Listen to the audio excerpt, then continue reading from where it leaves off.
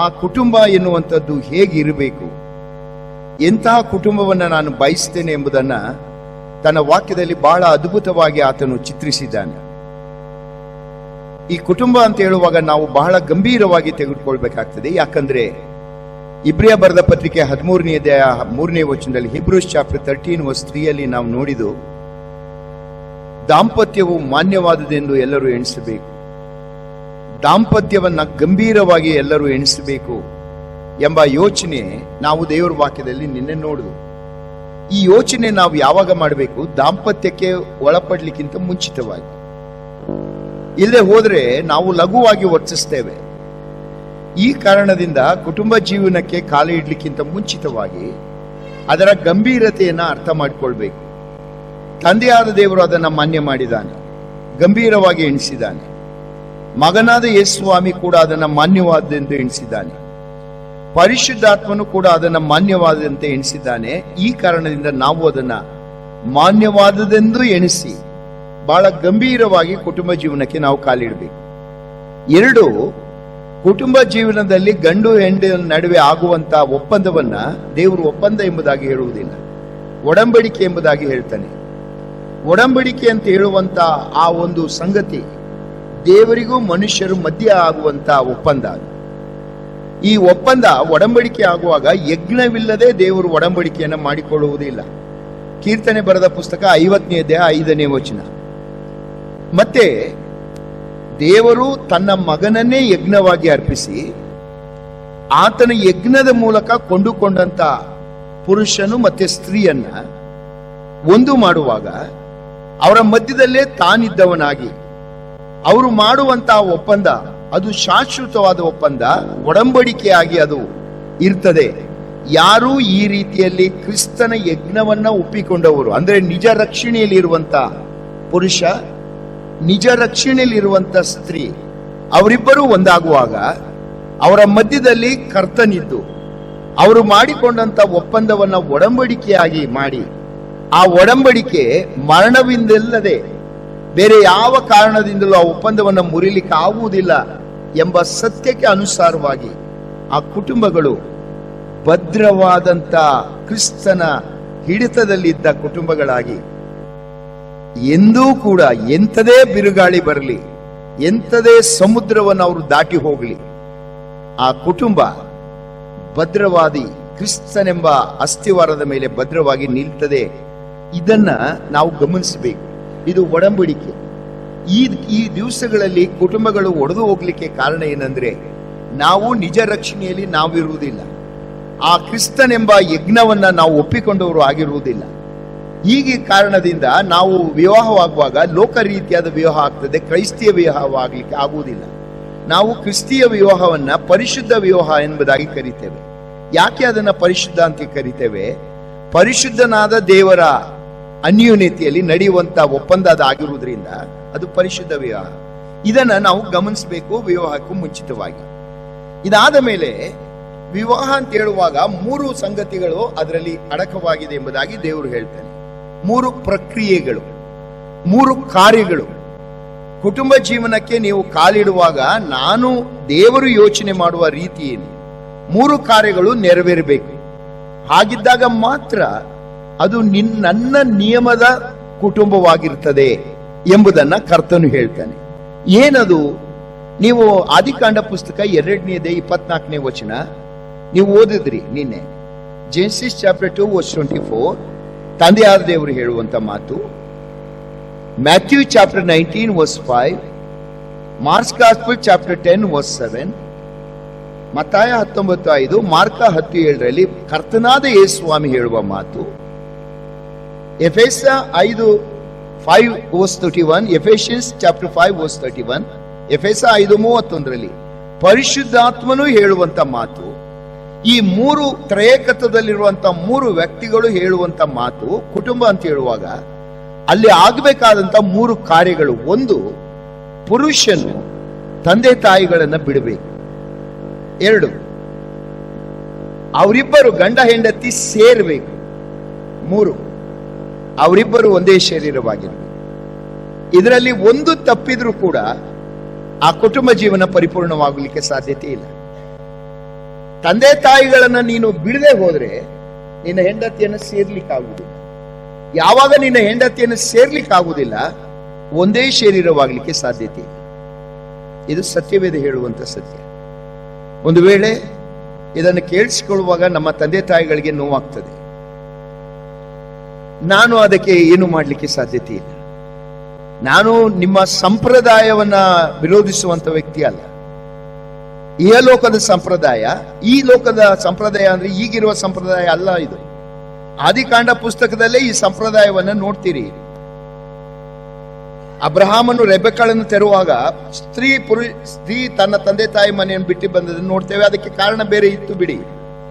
ಆದ್ರೆ ಲೋಕದ ಸಂಪ್ರದಾಯ ಏನು, ಸ್ತ್ರೀ ತಂದೆ ತಾಯಿಗಳನ್ನು ಬಿಟ್ಟು ಪುರುಷನನ್ನು ಸೇರಿಕೊಳ್ಳುವಂತ ನೋಡ್ತೇವೆ.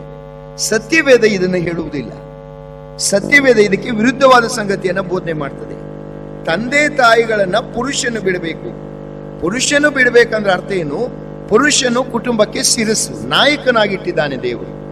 ಕುಟುಂಬ ಎಂಬ ಸಂಸ್ಥೆಯಲ್ಲಿ ನಾನು ಹೇಳಿದೆ ನಿಮಗೆ, ಪ್ರತಿ ಸಲ ನಾನು ಹೇಳ್ತೇನೆ, ಸ್ತ್ರೀಯರೇ ನೀವು ಪುರುಷನಿಗಿಂತ ಯಾವುದೇ ರೀತಿಯಲ್ಲಿ ಕಡಿಮೆ ಅಂತ ಹೇಳಿ ದೇವರು ಆ ಕೆಲಸವನ್ನ ಮಾಡಿಲ್ಲ. ಪೌಲನು ಅದನ್ನು ಸ್ಪಷ್ಟವಾಗಿ ತಿಮೋತಿಯನಿಗೆ ಬರೆಯುವಾಗ ಬರೀತಾನೆ. ಯಾಕೆ ಪುರುಷನನ್ನ ನಾಯಕನಾಗಿಟ್ಟಿದ್ದಾನೆ? ಮೊದಲು ಸೃಷ್ಟಿಯಾದವನು ಆದಾಮನು. 2, ಆದಾಮನಿಗೋಸ್ಕರ ಹವಳು ಸೃಷ್ಟಿಯಾದಳು, ಹವಳಿಗೋಸ್ಕರ ಆದಾಮನು ಸೃಷ್ಟಿಯಾಗಲಿಲ್ಲ. ಈ ಪ್ರಕೃತಿಯ ನಿಯಮವನ್ನ ಅವನು ನಮ್ಮ ಮುಂದೆ ಇಡ್ತಾನೆ ಪೌಲನು. ಅರ್ಥ ಮಾಡಿಕೊಳ್ಳ್ರಿ, ದೇವರ ವಾಕ್ಯ ಹೇಳ್ತದೆ, ದೇವರು ಸ್ತ್ರೀಯನ್ನು ಸೃಷ್ಟಿ ಮಾಡುವಾಗ ಯೋಚನೆ ಮಾಡಿದ್ದೇನು, ಆ ಪುರುಷನಿಗೆ ಸರಿ ಬೀಳುವ ಸಹಕಾರಿಣಿ. She is equivalent. ನಾನು ಉಂಟು ಮಾಡಿರುವಂತ ಪುರುಷನಾದ ಆದಾಮನಿಗೆ ಸರಿ ಬೀಳುವ ಈಕ್ವಲೆಂಟ್ ಆದಂತ ಸ್ತ್ರೀಯನ್ನ ನಾನು ಉಂಟು ಮಾಡ್ತೇನೆ, ಸಹಕಾರಿಣಿಯನ್ನ ಅಂತ ಯೋಚನೆ ಮಾಡಿದ.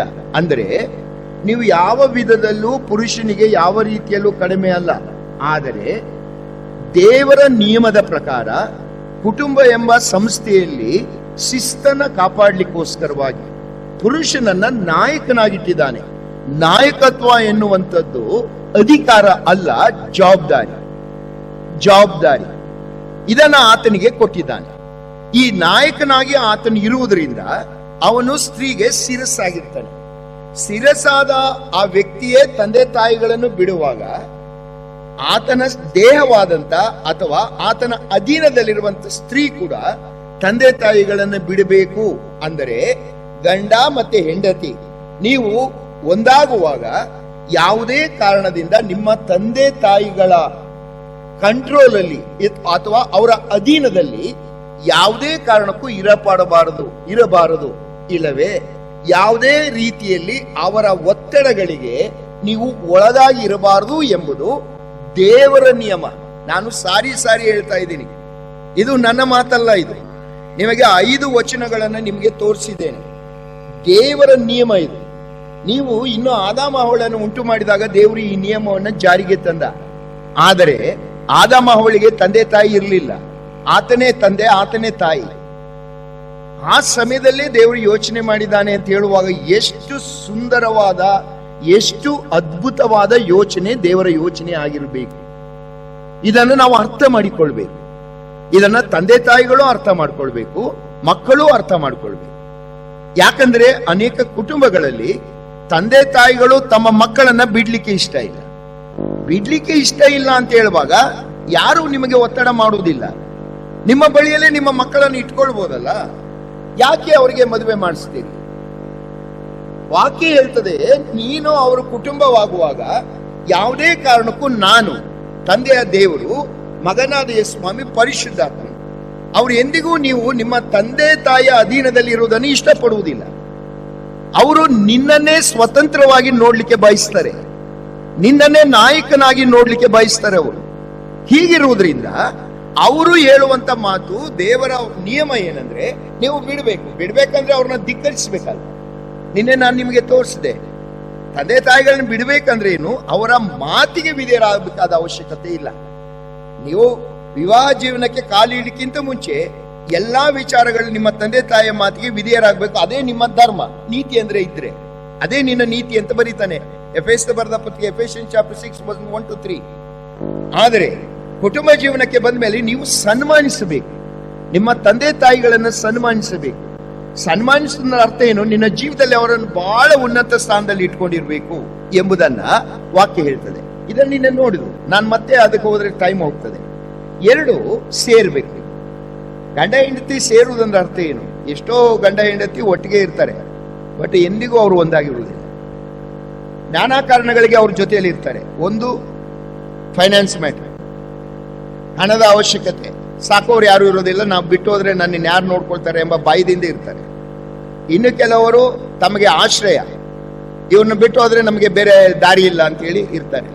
ಸಮಾಜ ನಮ್ಮನ್ನು ಏನ್ ಅನ್ಕೋತದೆ ಬಿಟ್ಟು ಹೋದ್ರೆ, ಈ ಕಾರಣದಿಂದ ಒಟ್ಟಿಗೆ ಇರ್ತಾರೆ ಹೊರತು ಎಂದಿಗೂ ಅವರೊಬ್ಬರು ಒಂದಾಗಿರುವುದಿಲ್ಲ. ಸತ್ಯವೇದ ಹೇಳುವುದಲ್ಲ.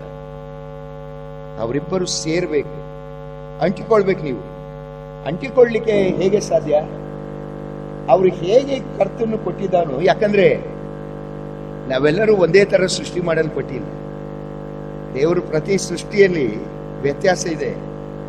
ಪುರುಷನು ಬೇರೆ, ಆಕೆ ಬೆಳೆದು ಬಂದಿರೋ ದಾರಿ ಬೇರೆ, ಆಕೆ ಮನೆಯ ಪರಿಸರ ಬೇರೆ, ಆಕೆ ಇದ್ದಂತ ರೀತಿ ನೀತಿಗಳು ಬೇರೆ, ಅವರ ಮನೆಯ ರೀತಿ ನೀತಿಗಳು ಬೇರೆ, ಈತನು ಬಂದಂತ ರೀತಿ ಬೇರೆ, ಈತನು ಬೆಳೆದಂತ ರೀತಿ ಬೇರೆ, ಇವನ ಮನೆಯ ಪದ್ಧತಿಗಳು ಬೇರೆ. ಹೀಗೆ ಇಬ್ಬರು ಸೇರುವಾಗ ನಾನು ಬಯಸಿದ ಹಾಗೆ ಅವರು ಇರ್ಲಿಕ್ಕೆ ಸಾಧ್ಯತೆ ಇಲ್ಲ. ಇಬ್ಬರಿಗೂ ಅಷ್ಟೇ. ನಾವು ಕನ್ಸು ಕಾಣ್ತೇವೆ, ನನ್ನ ಹೆಂಡತಿ ಹೀಗಿರ್ಬೇಕು, ಅವ್ರಿಗೆ ಏನ್ ಕನ್ಸ್ಕೊಂಡಿರ್ತಾರೆ, ನನ್ನ ಗಂಡ ಹೀಗಿರ್ಬೇಕು. ಹಾಗಿರಲ್ವಲ್ಲ, ದೇವರು ಒಂದೇ ತರ ಸೃಷ್ಟಿ ಮಾಡಿರಲ್ವಲ್ಲ. ಅದರಿಂದ ಅವರು ಹೇಗೆ ಇದ್ದಾರೋ ಅದನ್ನ ಆಸ್ ಇಟ್ ಇಸ್ ಅಂಗೀಕರಿಸ್ರಿ. ರೋಮನ್ಸ್ ಚಾಪ್ಟರ್ 15:7, ಕ್ರಿಸ್ತನು ನಿಮ್ಮನ್ನು ಅಂಗೀಕರಿಸಿದಂತೆ ನೀವು ಒಬ್ಬರನ್ನೊಬ್ಬರು ಅಂಗೀಕರಿಸಿರಿ. ಕ್ರಿಸ್ತನು ನೀನು ಕೊಳಕಾಗಿರುವಾಗ, ಅಸಹ್ಯನಾಗಿರುವಾಗ, ಸತ್ತವನಾಗಿರುವಾಗ ನೀನನ್ನು ಅಂಗೀಕರಿಸಿದ, ತನ್ನ ಮಗನಾಗಿ ಮಕ್ಕಳಾಗಿ ಸ್ವೀಕರಿಸಿದ. ಅದನ್ನು ನಿನ್ನ ನೆನಪಿನಲ್ಲಿ ಇಟ್ಕೋ. ಆಕೆಯನ್ನ, ಆತನನ್ನ. ದೇವರು ನನಗೆ ಕೊಟ್ಟಂತ ಆಸ್ತಿ ಇದು, ಬಹಳ ಅದ್ಭುತವಾದಂತದ್ದು. ಈತನಿಗಿಂತಲೂ ನನಗೆ ಲೋಕದಲ್ಲಿ ಯಾರೂ ಅದ್ಭುತರಿಲ್ಲ, ಆಕೆ ಅಂತ ಅದ್ಭುತವರು ಯಾರು ಇಲ್ಲ ಎಂಬ ಯೋಚನೆ ನಮ್ಮಲ್ಲಿ ಬಂದಾಗ ಮಾತ್ರ ಅದು ಒಂದು. ಇದನ್ನ ನಾವು ಮಾಡಬೇಕು ಅಂತ ನಾನು ಅನೇಕ ಉದಾಹರಣೆಗಳ ಮೂಲಕ, ವಾಕ್ಯಗಳ ಮೂಲಕ ತೋರಿಸಿದ್ದೇನೆ. ಈಗ 3ನೇ ಭಾಗಕ್ಕೆ ಬರ್ತೇನೆ. ತಂದೆ ತಾಯಿಗಳನ್ನು ಬಿಟ್ರಿ, ಸೇರಿದ್ರಿ. ಸೇರಿದ ಮೇಲೆ ಏನ್ ಹೇಳ್ತಾನೆ ದೇವರು? ಇನ್ನು ಮೇಲೆ ಅವರಿಬ್ಬರಲ್ಲ ಒಂದೇ ಶರೀರವಾಗಿರಬೇಕು ಅಂತ ಹೇಳ್ತಾನೆ. ಈ ಒಂದೇ ಶರೀರವಾಗಿರುವುದು ಆಟೋಮೆಟಿಕ್ ಅಲ್ಲ. ಇದಕ್ಕೋಸ್ಕರವಾಗಿ ಗಂಡನಿಗೆ ಪಾತ್ರಗಳಿದೆ, ಸ್ತ್ರೀಗೆ ಪಾತ್ರ ಇದೆ, ಮಕ್ಕಳ ಪಾತ್ರವೂ ಇದೆ. ಒಂದೇ ಶರೀರ ಆಗ್ಬೇಕಾದ್ರೆ ಪುರುಷ ಏನ್ ಮಾಡಬೇಕು? ಎಫೆಸದವರಿಗೆ ಬರೆದ ಪತ್ರಿಕೆ 5ನೇ ಅಧ್ಯಾಯ, ಎಫೆಸಿಯನ್ಸ್ ಚಾಪ್ಟರ್ 5:25. Ephesians chapter 5:25.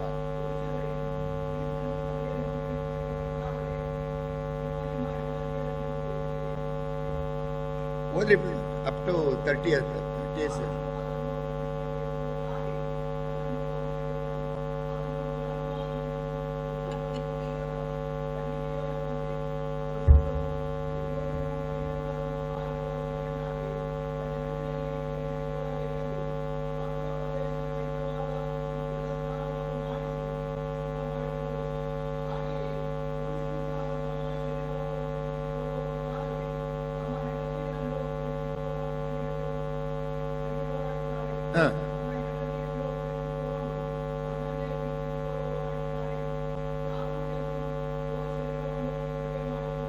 ಸಾಕು.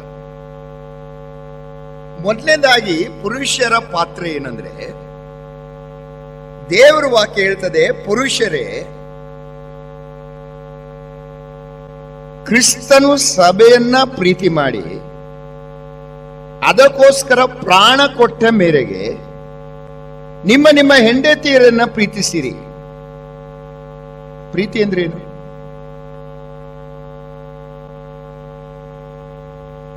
ಪ್ರೀತಿ ಅಂದ್ರೇನು?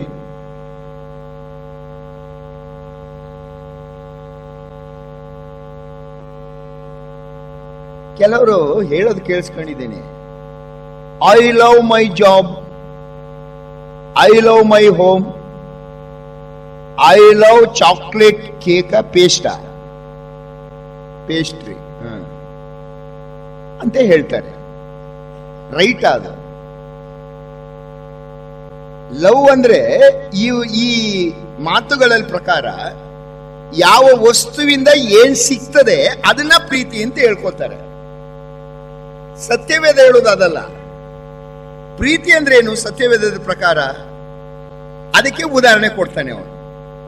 ಕ್ರಿಸ್ತನು ಸಭೆಯನ್ನ ಪ್ರೀತಿ ಮಾಡಿ ತನ್ನ ಪ್ರಾಣ ಕೊಟ್ಟ ಮೇರೆಗೆ ನಿಮ್ಮ ನಿಮ್ಮ ಹೆಂಡತಿಯನ್ನು ಪ್ರೀತಿಸಿರಿ. ಪ್ರೀತಿ ಅಂದ್ರೆ ತ್ಯಾಗ. ಎಲ್ಲಿ ಕೂಡ ಸತ್ಯವೇದದಲ್ಲಿ ಸ್ತ್ರೀಯರೇ ನಿಮ್ಮ ನಿಮ್ಮ ಗಂಡಂದಿರನ್ನು ಪ್ರೀತಿಸಿರಿ ಅಂತ ಎಲ್ಲಾದ್ರೂ ಇದೆಯಾ?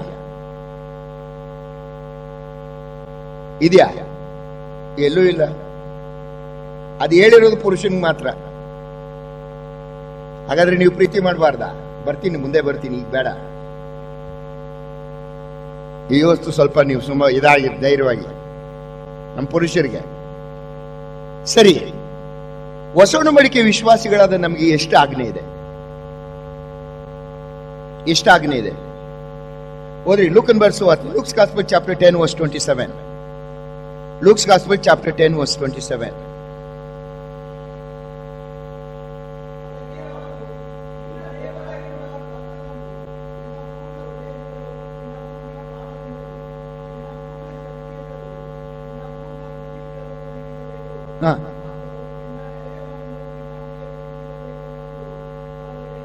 ಗಮನಿಸ್ರಿ, ಎರಡು ಆಜ್ಞೆಗಳು. ಸ್ವಾಮಿ ಕೇಳುವಾಗ ಯವನಸ್ಥನ ಹೇಳ್ತಾನೆ, ಸ್ವಾಮಿ ಎರಡು ಆಜ್ಞೆ ಇದೆ. ಹಳೆ ಒಡಂಬಡಿಕೆ ದಶಾಜ್ಞೆ. ಆದ್ರೆ ಈ ಎರಡು ಆಜ್ಞೆಯಲ್ಲಿ ದಶಾಜ್ಞೆ ಎಲ್ಲವೂ ಸೇರ್ಕೊಂಡಿದೆ. ಎರಡು ಆಜ್ಞೆ ಯಾವುದು? ಒಂದು ದೇವರ ಕಡೆಗೆ ಪ್ರೀತಿ, ಇನ್ನೊಂದು ಮನುಷ್ಯರ ಕಡೆಗೆ. ನಿನ್ನ ದೇವರಾದ ಕರ್ತನನ್ನ ಪೂರ್ಣ ಪ್ರಾಣ, ಪೂರ್ಣ ಶಕ್ತಿ, ಪೂರ್ಣ ಜ್ಞಾನ, ಪೂರ್ಣ ಬುದ್ಧಿಯಿಂದ ಪ್ರೀತಿ ಮಾಡಬೇಕು. ನಾನು ಆ ಕಡೆಗೆ ಹೋಗಲ್ಲ ಈಗ, ಯಾಕಂದ್ರೆ ಹೋಗ್ಬಿಟ್ರೆ ನನ್ನ ಇದೇ ಬೇರೆ ಆಗ್ತದೆ. ಎರಡನೇದು, ನಿನ್ನಂತೆ ನಿನ್ನ ನೆರೆಯವನನ್ನ ಪ್ರೀತಿ ಮಾಡಬೇಕು. ಕರೆಕ್ಟಾ? ಸರಿಯಾ? ಈ ಆಜ್ಞೆ, ನಿನ್ನಂತೆ ನಿನ್ನ ನೆರೆಯವನ್ನ ಪ್ರೀತಿ ಮಾಡ್ಬೇಕನ್ನೋ ಆಜ್ಞೆ ಹಳೆ ಒಡಂಬಡಿಕೆಯವರೆಗೋ ಹೊಸ ಒಡಂಬಡಿಕೆಯವರೆಗೋ?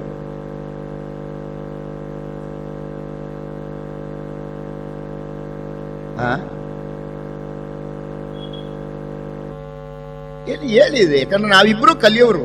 ನಾನು ಮೊನ್ನೆನೇ ಹೇಳಿದ್ದೀನಿ ನಿಮ್ಗೆ, ಇಲ್ಲಿ ಯಾರು ಎಕ್ಸ್ಪರ್ಟ್ಗಳಿಲ್ಲ ಬ್ರದರ್. ಎಕ್ಸ್ಪರ್ಟ್ ಅಂತ ಹೇಳಿದ್ರೆ ನನ್ನಷ್ಟು ಮೂರ್ಖ ಬೇರೆ ಯಾರು ಇಲ್ಲ. ನಮ್ಮ ಮರಣದವರೆಗೂ ನಾವೆಲ್ಲರೂ ಕಲಿಯೋರೆ. ಪೌಲ ಹೇಳ್ತಾನೆ, ಅಯ್ಯಯ್ಯೋ ಎಂಥ ದೂರವಸ್ಥೆಯಲ್ಲಿ ಬಿದ್ದಿರುವ ಮನುಷ್ಯನು ನಾನು ತನ್ನ ಅಂತ್ಯಕ್ಕೆ ಬರುವಾಗ. ಇನ್ನು ನಾವ್ಯಾವ ಲೆಕ್ಕ? ದೇವರ ವಾಕ್ಯವನ್ನ ತಿಳ್ಕೊಂಡೆ ಅಂತ ಹೇಳುವಂತವನೇ ಹುಚ್ಚ ಅವನು. ನಾವು ಕಲಿಯುವಂತವ್ರು, ಮರಣದವರೆಗೆ ನಾವು ಅಭ್ಯಾಸ ಮಾಡುವಂತರು ಅಷ್ಟೇ. ಅದರಲ್ಲಿ ಒಂದು ಧೂಳಷ್ಟು ನಾವು ಅರ್ಥ ಮಾಡಿಕೊಳ್ಳಲಿಕ್ಕೆ ಯೋಗ್ಯತೆ ಇಲ್ಲ ನಮಗೆ. ಅಲ್ಲಿ ಹೋದಾಗಲೇ ನಾವು ಪೂರ್ಣವಾಗಿ ಅರ್ಥ ಮಾಡಿಕೊಳ್ಳುವುದು ಆ ಶರೀರದಲ್ಲಿ. ಈಗ ನನ್ನ ಪ್ರಶ್ನೆ ಏನಂದ್ರೆ, ಈ ಆಜ್ಞೆ ಇದೆಯಲ್ಲ, ನಿನ್ನಂತೆ ನಿನ್ನ ನೆರೆಯವನನ್ನ ಪ್ರೀತಿಸಬೇಕನ್ನೋ ಆಜ್ಞೆ, ಅದು ಹಳೆ ಒಡಂಬಡಿಕೆಯವರೆಗೋ ಹೊಸ ಒಡಂಬಡಿಕೆಯವರೆಗೋ?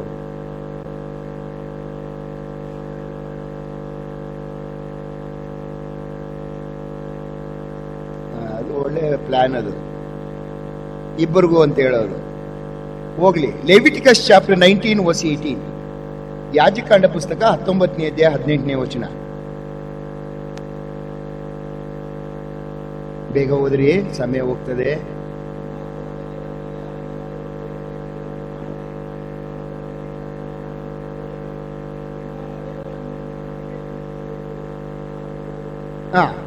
ನಿನ್ನಂತೆ ನಿನ್ನ ನೆರವನ್ನು ಪ್ರೀತಿಸಬೇಕು ಅಂತ ಯಾರಿಗೆ ಹೇಳಿರೋದು? ಅದು ಯಾಜಕಾಂಡ ಪುಸ್ತಕದಲ್ಲಿ ಇಸ್ರಾಯೇಲ್ರಿಗೆ, ಹಳೆ ಒಡಂಬಡಿಕೆಯವರಿಗೆ. ನಮಗಲ್ಲ.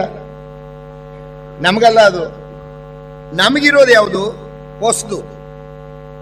1 John chapter 2 verse 7 and 8. 1 ಯೋಹನ 2 7 ಮತ್ತು 8ನೇ ವಚನ.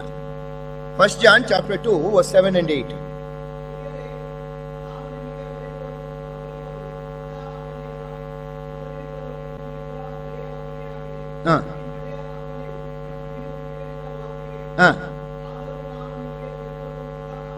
ಒಳ್ಳೆ ತಮಾಷೆ ಆಯ್ತಲ್ಲ. ಯೋಹಾನನು ಪ್ರೀತಿ ಬಗ್ಗೆ ಬರೀತಿದ್ದಾನೆ. ಪ್ರಿಯರೇ, ನಾನು ನಿಮಗೆ ಬರೀತಾ ಇರುವ ಅಪ್ಪಣೆ ಹೊಸದಲ್ಲ, ಹಳೇದೆ. ಆದ್ರೂ ಇದು ಹೊಸದು. ಒಳ್ಳೆ ತಮಾಷೆ ಅಲ್ಲ. ನಮ್ಮ ಊರಲ್ಲಿ, ನಮ್ಮ ಎದುರುಗಡೆ ಮನೆಯಲ್ಲಿ ಒಬ್ಬ ಆಂಟಿ ಇದ್ದು, ಅವ್ರು ರೀಸೆಂಟ್ ಆಗಿ ತೀರ್ಕೊಂಡ್ರು. ಅವರಿಗೊಬ್ಬ ಮಗ ಇದ್ದ. ಇವ್ರು ಏನ್ ಮಾಡೋದು, ನಾವು ಸಣ್ಣ ಹುಡುಗರು ನಮ್ಮ ಬಳಿ ಬರೋದು, ನಮ್ಮ ಮಗ ಇದ್ದಾನಲ್ಲಪ್ಪ ಅವನು ಪಟ್ಟಿಂಗ ಹಂಗಂದ ತಕ್ಷಣ ನಾವು ಇನ್ನೇನು ಹೇಳಲಿಕ್ಕೆ ಆಗ್ತದೆ, ಹೌದು ಆಂಟಿ ಅಂತಂದ್ರೆ ಹಂಗಂತಲ್ಲ ಅವನು ಒಳ್ಳೆಯವನೇ ಹೇಳೋದು ಇವ್ರೆ, ಹಂಗಂತಲ್ಲ ಅವನು ಒಳ್ಳೆಯವನನ್ನೋರು ಇವ್ರೆ. ಅದಕ್ಕೆ ನೆಕ್ಸ್ಟ್ ಅವ್ರೇನಾದ್ರು ನಮ್ಮ ಹತ್ರ ಬಂದ್ರೆ ಬರೀ ಅಷ್ಟೇ, ಏನು ಮಾತಾಡ್ತಿರ್ಲಿಲ್ಲ. ಈಗ ನನ್ನ ಪ್ರಶ್ನೆ ಏನಂದ್ರೆ, ಯೋಹಾನನ್ ಏನ್ ಹೇಳ್ತಾ ಇದ್ದಾನೆ, ನಿಮಗಿರುವುದು ಹಳೆ ಅಪ್ಪಣೆ ಯಾವುದದು, ನಿನ್ನಂತೆ ನಿನ್ನ ನೆರೆಯವನ್ನ ಪ್ರೀತಿಸಬೇಕು, ಇದು ಹಳೆದೆ. ಬಟ್ ನಾನು ಬರೀತಾ ಇರೋದು ಹೊಸದು. ಆ ಹೊಸದು ಏನು? 1 ಯೋಹಾನ 3:16, 1 John chapter 3 verse 16. ಹೊಸದು ಏನದು?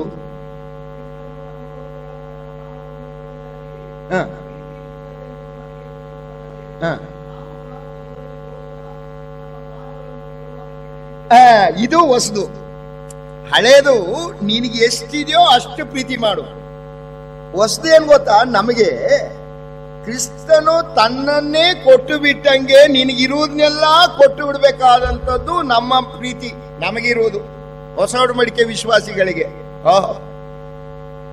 ಹಳೇದು ನಿನಗೆ ಎಷ್ಟಿದೆ ಅಷ್ಟು ಇಟ್ಕೊಂಡು ಅಷ್ಟು ಪ್ರೀತಿ ಮಾಡು ಅಷ್ಟೇ. ಹಳೆಯವರಿಗೆ ನಮಗಿರೋದೇನಂದ್ರೆ, ನಿನಗಿರುವುದನ್ನೆಲ್ಲ ತ್ಯಾಗ ಮಾಡಿನೂ ಪ್ರೀತಿ ಮಾಡಲಿಕ್ಕೆ ನೀನು ಸಿದ್ಧನಿರಬೇಕು ಎಂಬ ಸತ್ಯವನ್ನ ನಮಗೆ ಕೊಡ್ತದೆ ಹೊಸ ಒಡಂಬಡಿಕೆ ವಿಶ್ವಾಸಿಗಳು. ನಾವು ಇದನ್ನ ಆಧಾರ ಮಾಡಿಕೊಂಡು ಈಗ ಇಲ್ಲಿ ದೇವರಾತ್ಮನು ಬರೀತಾ ಇದ್ದಾನೆ ಪುರುಷರಿಗೆ, ಪುರುಷರೇ ನಿಮ್ಮ ನಿಮ್ಮ ಹೆಂಡತಿಯರನ್ನ ಪ್ರೀತಿ ಮಾಡ್ಬೇಕು. ನೀವು ಪ್ರೀತಿಗೆ ಮಟ್ಟ ಕೊಟ್ಟಿದ್ದಾನೆ. ಪಕ್ಕದ ಮನೆಯವರು ಅವ್ರು ಪ್ರೀತಿ ಮಾಡ್ತಾರೆ, ಇವ್ರ ಪ್ರೀತಿ, ಅದೆಲ್ಲ ಲೆಕ್ಕ. ಕ್ರಿಸ್ತನು ಸಭೆಯನ್ನ ಪ್ರೀತಿ ಮಾಡಿ ಪ್ರಾಣ ಕೊಟ್ಟ ಮೇರೆಗೆ, ಪ್ರಾಣ ತೆಗೆಯುವಷ್ಟು ಅಲ್ಲ, ಪ್ರಾಣ ಕೊಡುವಷ್ಟು ಪ್ರೀತಿ ಮಾಡ್ರಿ ಅಂತ ಹೇಳ್ತಾನೆ. ಹೇಗೆ? ಇದಕ್ಕೆ ನಾವು ಕ್ರಿಸ್ತನ ಕಡೆಗೆ ಹೋಗ್ಬೇಕು. ಕ್ರಿಸ್ತನು ಹೇಗೆ ಪ್ರೀತಿ ಮಾಡ್ದ ಸಭೆಯನ್ನ? ಅಲ್ಲಿ ಬರೀತಾನೆ, ತನ್ನ ಪ್ರಾಣವನ್ನು ಕೊಡುವಷ್ಟು ಪ್ರೀತಿ ಮಾಡಿದ. ಇವತ್ತು ನಾನು ನೀನು ರಕ್ಷಣೆ ಹೊಂದಿದ್ದೇವೆ ಅಂತ ಗೊತ್ತಾಗುವುದು ಹೇಗೆ?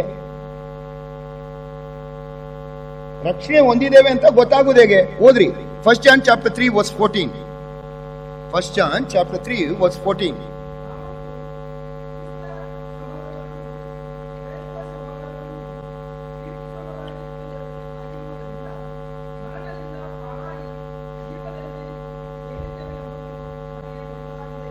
ನಾವಂತೂ ಕ್ರೈಸ್ತ ಸಹೋದರರನ್ನ ಪ್ರೀತಿಸ್ತೇವೆ, ಆದುದರಿಂದ ಮರಣದಿಂದ ಪಾರಾಗಿ ಜೀವಕ್ಕೆ ಸೇರಿದ್ದೇವೆ ಎಂಬುದು ಗೊತ್ತಾಗ್ತದೆ ಎಂಬುದಾಗಿ ಬರೀತಾನೆ. ಅಂದ್ರೆ ನೀನು ರಕ್ಷಣೆ ಹೊಂದಿದ್ದಿ ಅಂತ ಗೊತ್ತಾಗುವುದು ಹೇಗೆ? ನೀವು, ನಾನು ಪ್ರಶ್ನೆ ಕೇಳಿದ್ರೆ ನೀವೆಲ್ಲರೂ ಹೇಳ್ತೀರಿ ನಾವು ರಕ್ಷಣೆ ಆಗಿದೆ ಅಂತ ನಾವು ಒಪ್ಕೊಳ್ಬೇಕಾದ್ರೆ ಅಲ್ವಾ? ರಕ್ಷಣೆ ಆಗಿದೆ ಎಂಬುದು ಗೊತ್ತಾಗುವುದು ಹೇಗೆ ಅಂತ ಬರೆಯುವಾಗ ಏನಂತ ಬರೀತಿದ್ದಾನೆ? 1 ಯೋಹಾನ 3:14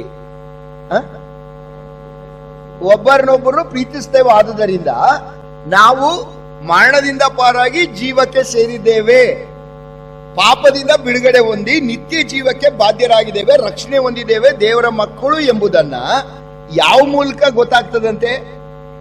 ಪ್ರೀತಿಸುವುದರಿಂದ ಅಲ್ಲ.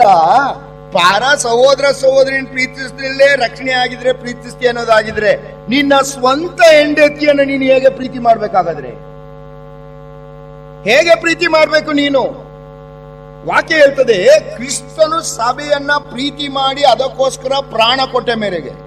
ಅಂದ್ರೆ ನಿನ್ನ ಹೆಂಡತಿಯನ್ನ ನೀನು ಸಂಪಾದಿಸ್ಲಿಕ್ಕೋಸ್ಕರವಾಗಿ ಏನು ಮಾಡ್ಬೇಕು? ನೀನು ಕಲ್ವಾರಿ ಯಾತ್ರೆ ಮಾಡ್ಬೇಕು. ಕ್ರಿಸ್ತನು ನನ್ನನ್ನು ನಿನ್ನನ್ನು ವಧುವಾಗಿ ಸಂಪಾದಿಸಲಿಕ್ಕೆ ಆತನು ಕಲ್ವಾರಿ ಯಾತ್ರೆ ಮಾಡಿದ. ಕಲ್ವಾರಿ ಯಾತ್ರೆ ಅಂದ ಅರ್ಥ ಏನು? ನೋವು, ತಿರಸ್ಕಾರ, ಧಿಕಾರ, ಬಾಧೆ, ಹಿಂಸೆ ನೀನು ಅನುಭವಿಸ್ತಾ ಇದ್ರೂ ಕೂಡ ಆಕೆಯನ್ನ ಪ್ರೀತಿ ಮಾಡಬೇಕು. ಆಕೆ ಪ್ರೀತಿ ಮಾಡುವಾಗ ನೀನು ಪ್ರೀತಿ ಮಾಡಲಾದ್ರೂ ಪ್ರೀತಿ ಅನ್ಸ್ಕೊಳ್ಳೋದಿಲ್ಲಲ್ಲ. ಕ್ರಿಸ್ತನು ನನ್ನನ್ನು ಯಾವಾಗ ಪ್ರೀತಿ ಮಾಡ್ದ? ಸಭೆಯಾದ ನನ್ನನ್ನ, ವಧುವಾದ ನನ್ನನ್ನು ಯಾವಾಗ ಪ್ರೀತಿ ಮಾಡ್ದ? Romans chapter 5 verse 8. Romans chapter 5 verse 8.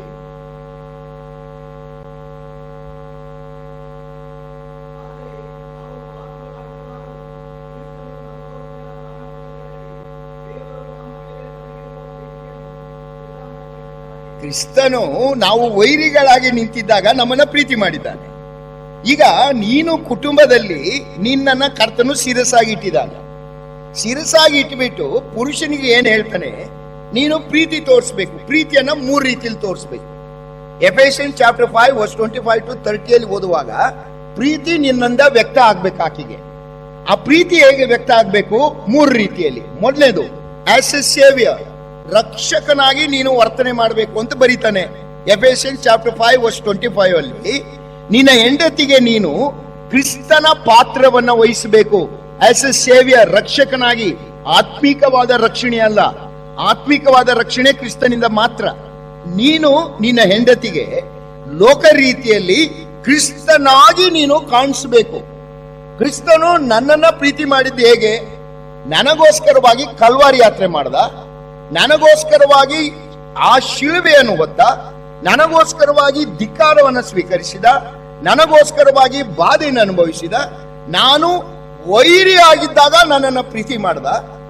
ನೀನು ನಿನ್ನ ಹೆಂಡತಿಯನ್ನ, ಆಕೆ ನಿನ್ನನ್ನು ವೈರತ್ವ ಮಾಡುವಾಗ, ಆಕೆ ನಿನ್ನನ್ನು ತಿರಸ್ಕಾರ ಮಾಡುವಾಗ, ಆಕೆ ನಿನ್ನ ವಿರುದ್ಧವಾಗಿ ತಿರುಗಿ ಬೀಳುವಾಗ, ನೀನು ಆಕೆಗೆ ಪ್ರಾಣ ಕೊಡುವಷ್ಟು ತ್ಯಾಗಪೂರ್ಣವಾದ ಪ್ರೀತಿಯನ್ನ ಮಾಡಬೇಕು ಎಂಬ ಸತ್ಯವನ್ನ ಸತ್ಯವೇದ ಹೇಳ್ತದೆ. ಮಾಡಿದ್ದೀವಿ.